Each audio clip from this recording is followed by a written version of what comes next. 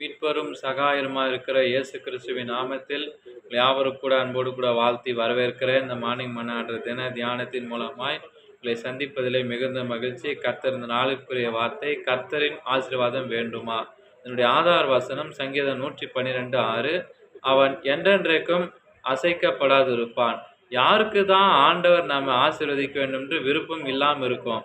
ஆனால் எல்லாருக்கும் அது விருப்பம் தான். 112ஆம் சங்கீதத்தின் மூலம் கர்த்தரின் ஆசீர்வாதங்களை பெற நமக்கு இருக்க வேண்டியவைகளை கர்த்தர் வெளிப்படுத்துகிறார்.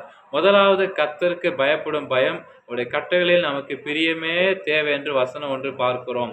இரண்டாவது, நம்முடைய இரக்கமும் மனதுருக்கமும் உடையவர்களாக நீதியை நடப்பிக்க வேண்டும் என்று சொல்லி வசனம் 6ல் வாசிக்கிறோம். மூன்றாவது, நாம் இறங்கி கடன் கொடுத்து காரியங்களை நியாயமாய் நடப்பிக்க வேண்டும். வசனம் 5 வாசிக்கிறோம். நாம் நமது கரங்களை மூடாமல் தாராளமாய் திறந்து ஏழைகள் தேவையற்றோருக்குள்ள கொடுக்க வேண்டும் சொல்லி வசனம் 9ல் பார்க்கிறோம். நான்காவது, நம் இருதயம் கர்த்தரை நம்பி திடனாய் இருக்க வேண்டும். வசனம் 7. நம்பி தன்னை சுற்றிலும் இருக்கிற அந்த எதிரிகள் சூழ்ந்திருந்த போதும் தாவீது அதை குறித்து சற்றும் பயப்படாமல் உறுதியாக இருந்ததுக்கு காரணம் அவன் கர்த்தரின் மேல் வைத்த நம்பிக்கையே.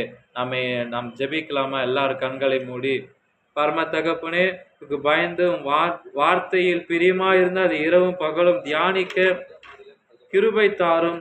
நான் அன்பும் இரக்கமும் தாளமும் நிறைத்து வாழ உதவி செய்யும். உம்மில் என்று நம்பிக்கை வைத்து இருதயத்தில் உறுதியாயிருந்து ஆசையை பெற கிருபை தாரும்.